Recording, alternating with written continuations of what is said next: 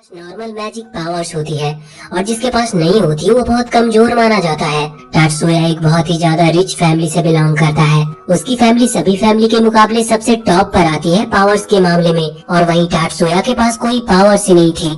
ये देखते हुए उसकी मदर ने उसके ऊपर कुछ एक्सपेरिमेंट किए जिससे कि उसकी पावर लौट सके, लेकिन उसके बावजूद भी उसके पास कोई पावर नहीं आई। इस चीज में टाटसुया ने अपने इमोशंस और डिजायर्स को खो दिया, लेकिन उसकी मदर फिर भी नहीं रुकी। टाटसुया भले ही रुकने को कहता लेकिन वो नहीं सुनती। अब इसी तरह से ये एक्सपेरिमेंट चलते रहे और टाटसुया बड़ा हो गया। एक दिन अचानक से टाटसुया ने अपनी पावर को महसूस किया। उसके पास अब पावर आ चुकी थी, लेकिन उसने ये बात अपनी फैमिली में से किसी को नहीं बताया, जिसकी वजह से उसे यूजलेस समझा गया और अपनी ही सिस्टर का बॉडीगार्ड बनाकर रख दिया। तो कहानी की शुरुआत में हम देखते हैं कि अभी टाटसुया की मदर और उसकी सिस्टर मियुको कहीं जा रहे थे। असल में अभी वो प्लेन से एक दूसरी जगह पर जा रहे हैं क्योंकि वहाँ पर एक फंक्शन होने वाला है, जिस फंक्शन में उनकी फैमिली को इनवाइट किया गया है। वहाँ पर जाते हुए वो सभी अभी बिजनेस क्लास में ट्रैवल कर रहे थे, लेकिन टाटसुया को नॉर्मल बाकी सभी के साथ बैठा दिया था, जहाँ पर वो भूखा प्यासा बैठा रहता है। अब वहाँ एयरपोर्ट पर पहुँचने के बाद मियुको अपनी मदर से कह रही थी कि क्या हमें इसे हमेशा अपने साथ लेकर चलना चाहिए। मुझे ये बात बहुत बेकार लगती है। उस पर उसकी मदर कहती है कि तुम बस उसे अपना सर्वेंट समझ सकती हो, तुम्हें उसे ज्यादा कुछ समझने की जरूरत नहीं। अब जिस होटल में वो रुकने वाले थे वहाँ पर आने के बाद मियुको कह रही थी कि मैं प्लेन में बैठे बैठे थक गई। इस पर उसकी मदर हाँ कर देती है। बस वो कहती है कि टाटसुया को भी अपने साथ लेकर जाना, लेकिन मियुको ऐसा चाहती नहीं थी, लेकिन उसे उनकी बात माननी पड़ती है। अब वो टाटसुया के साथ वहाँ से चली जाती है और हम देखते हैं कि वो सनसेट एंजॉय कर रही थी। तभी अचानक से वो किसी से टकराने वाली थी कि टाटसुया उसे बचा लेता है। असल में वो इस जगह के सोल्जर्स हैं, लेकिन वो सोल्जर जानबूझकर मियुको से टकरा गया था और इसके बाद वो मियुको पर ही चिल्ला रहा था, लेकिन टाटसुया मियुको को पीछे करते हुए खुद आगे आता है, जिस पर उस सोल्जर को गुस्सा आ जाता और अभी वो टाटसुया पर हमला करने ही वाला था, लेकिन टाटसुया उसके अटैक को बहुत ही आसानी से रोक लेता है। ये देखकर वो सोल्जर और साथी मियुको दोनों ही बहुत ज्यादा हैरान थे, लेकिन इसके बाद वो सोल्जर फिर से अपनी पूरी पावर से हमला करने वाला था। टाटसुया पहले तो उसे वार्न करता है और कहता है कि वो बहुत बड़ी गलती कर रहा है, लेकिन वो सोल्जर नहीं मानता, जिसके बाद वो हमला करता है, लेकिन टाटसुया पहले ही अपना अटैक करके उसे नीचे गिरा देता है। ये देखकर मियुको तो और भी ज्यादा हैरान थी। इसके बाद टाटसुया उसे वहाँ से ले जाता है। अब जब वो लौटकर जा रहे थे तो मियुको हैरान थी और उसने कभी अपने भाई की इतनी पावर को महसूस नहीं किया था। उसका टाटसुया को देखने का नजरिया बदल गया था। वापस लौटने के बाद वो सभी को बताती है कि टाटसुया ने उसकी जान बचाई, लेकिन टाटसुया कहता है वो बस ऑर्डर को फॉलो कर रहा था। इस पर उसकी मदर कहती है कि हाँ, ऐसा तुम्हें करना भी चाहिए। अब बाद में हम देखते हैं कि अभी टाटसुया की मदर की तबीयत थोड़ी खराब थी। इस वजह से जो वहाँ पर रॉयल पार्टी होने वाली थी, जिसके लिए वो यहाँ पर आए हुए थे, उसे संभालने के लिए मियुको को जाना था। हनामी वहाँ पर आकर मियुको से कहती है कि उनकी मदर की तबीयत खराब है, तुम भी वहीं जा रही हो और तुम टाटसुया को भी वहाँ पर लेकर जाना। अब मियुको मान जाती है। बाद में हम देखते हैं कि जब वो वहाँ से निकल गए थे तो हनामी मन में सोच रही थी कि वो खुद एक एआई रोबोट है, इसीलिए वो चाहती है कि मियुको और टाटसुया एक दूसरे को सिबलिंग की तरह ट्रीट करे। उसे टाटसुया के लिए थोड़ा बुरा लगता है। अब हम पार्टी के दौरान देखते हैं कि अभी मियुको वहाँ पर पहुँच चुकी थी। वो आगे आती है और सभी उसे नोटिस करते हैं, लेकिन टाटसुया को कोई भी नोटिस नहीं कर रहा था। वो अकेला वहाँ कोने में खड़ा हुआ था। मियुको जब आगे जाती है तो उसे अपने दो और सिबलिंग्स मिलते हैं और यहाँ पर वो उनसे मिलकर बहुत खुश थी, लेकिन वो दोनों ही सिबलिंग थोड़ी सी बात करके टाटसुया के बारे में पूछते हैं और इसके बाद वो दोनों ही वहाँ पर टाटसुया के पास आ गए थे। अभी उन दोनों बच्चों के फादर आकर वहाँ पर मियुको से कहते हैं कि माफ करना, वो नहीं जानते कि तुम याटसुबा फैमिली की सक्सेसर हो। और इसके बाद मियुको को इस चीज से कोई फर्क नहीं पड़ रहा था, पर जब वो वहाँ पर दूसरी तरफ देखती है तो अभी टाटसुया उन दोनों से ये बात करते हुए खुश था और स्माइल कर रहा था। ये देखकर मियुको थोड़ा सा जेलस फील करती है, क्योंकि टाटसुया ने कभी भी उसके साथ बात करते हुए स्माइल नहीं की है। लेकिन फिर खुद को समझाने के लिए वो सोचती है कि याटसुबा फैमिली तो जापान की सबसे पावरफुल मेज फैमिली है। अगर वो लोग टाटसुया को इतना कमजोर समझते हैं तो सच में वो कमजोर होगा। इसीलिए वो सोचती है कि उसे ज्यादा चिंता करने की जरूरत नहीं है। लेकिन वो फिर से टाटसुया को स्माइल करते हुए देखती है और फिर से जेलस फील करने लगती है।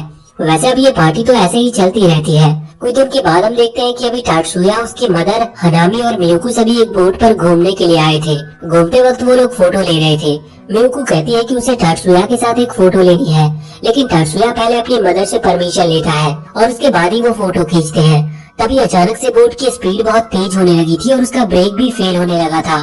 साथ ही साथ अभी उनकी तरफ कुछ मिसाइल्स भी आ रही थी, जो कि पता नहीं किसने चलाई थी, पर उन्हें देखकर टाटसुया तुरंत ही हाथ आगे करता और टाइम को स्लो कर देता है, जिसके बाद उसने उन मिसाइल को वहाँ पानी के अंदर डिस्ट्रॉय कर दिया था।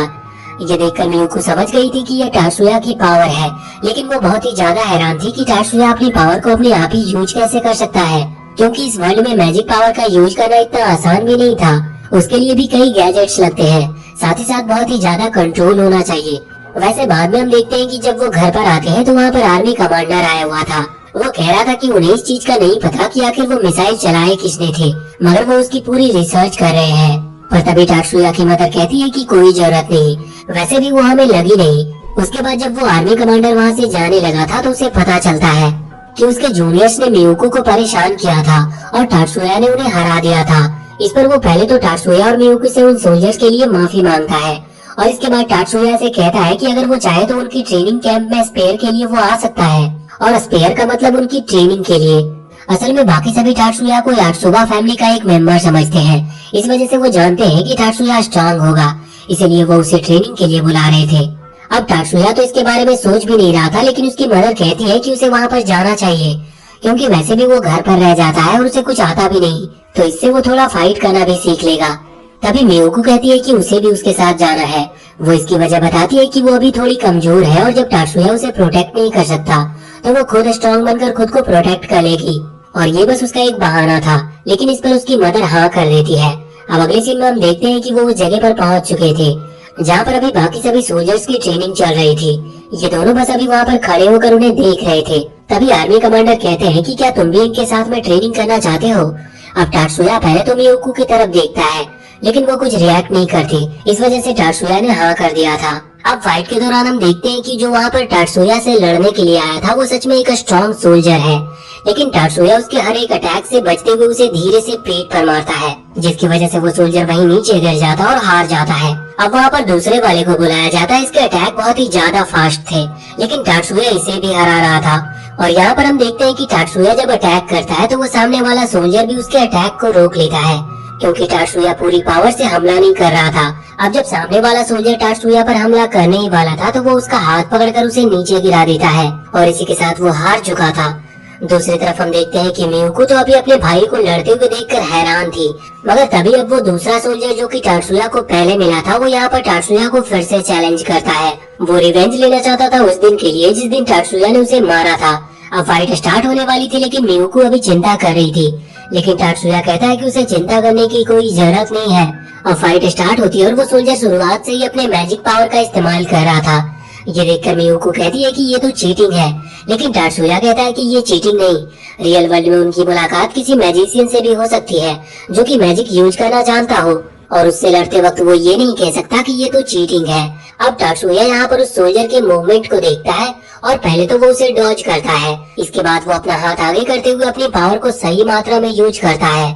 उसने ज्यादा पावर का यूज नहीं किया था, इस वजह से उसने अभी सामने वाले सोल्जर की पावर को रोक दिया था, जिस वजह से उसकी स्पीड बहुत कम हो गई थी।